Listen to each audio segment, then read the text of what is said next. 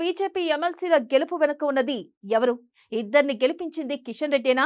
బండి సంజయ్య? కరీంనగర్ లో ground work చేసిన లీడర్ ఎవరు? ఇద్దరిలో ఎవరికి అధిష్టానం మార్కులు ఇవ్వబోతుంది?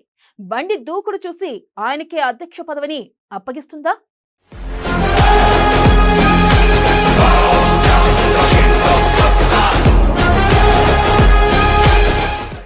ఎమ్మెల్సీ ఎన్నికల్లో బీజేపీకి అనూహ్యమైన ఫలితాలు. పట్టభద్రుల టీచర్ 2 స్థానాల్లో గెలుపు. విక్టరీపై ప్రచారం మొదలుపెట్టిన కమల నేతలు. కేంద్ర మంత్రి బండి ఖాతాలో 2 ఎమ్మెల్సీలు. బీజేపీకి బూస్ట్ ఇస్తున్న ఎమ్మెల్సీ ఫలితాలు. బండి సంజయ్ పనితీరును మెచ్చితే ఆయనకే అధ్యక్ష పదవి.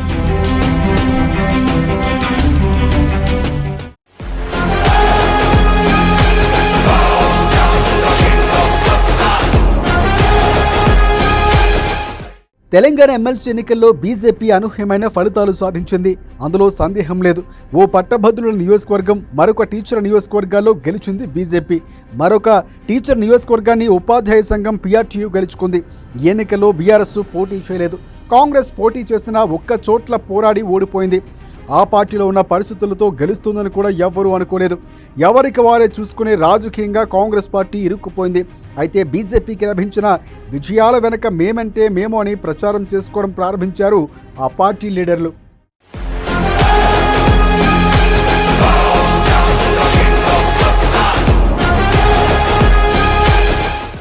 కిషన్ రెడ్డి తెలంగాణ బీజేపీ అధ్యక్షుడిగా ఉన్నారు. సహజంగా క్రెడిట్ ఆయనకే రావాలి. కానీ 2 ఎమ్మెల్సీలు కరీంనగర్ కేంద్రంగా ఉన్న నియోజకవర్గాల్లోనే గెలిచారు. అక్కడి బండి సంజయ్ ముందుకు వస్తున్నారు. Bandi Sanjay the aggressive politics అని చెప్పాలి. ఆయన తన భావజాలాన్ని ఎప్పుడూ దాచుకోరు.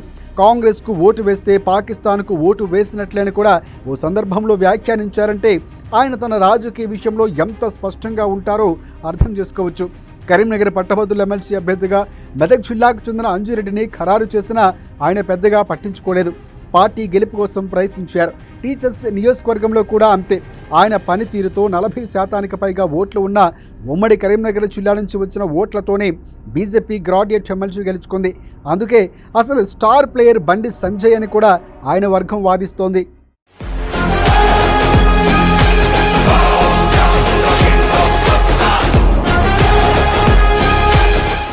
తెలంగాణలో సాధించిన విజయాలు బీజేపీకి ఖచ్చితంగా బూస్ట్నే ఇచ్చేవే. ఈ ఫలితాలు హైకమాండ్ కూడా ఆనందింపజేస్తాయి. త్వరలోనే బీజేపీ తెలంగాణ అధ్యక్షుడిని నియమించనున్నారు. ఈ ఫలితాలు ఆ ఎంపికపై ప్రభావం చూపే అవకాశాలు కనిపిస్తున్నాయి.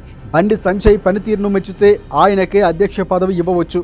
కేంద్ర మంత్రిగా ఉండటం కన్నా బండి సంజయ్కు రాష్ట్రంలో ఉండటమే ఎక్కువగా సంతోషం.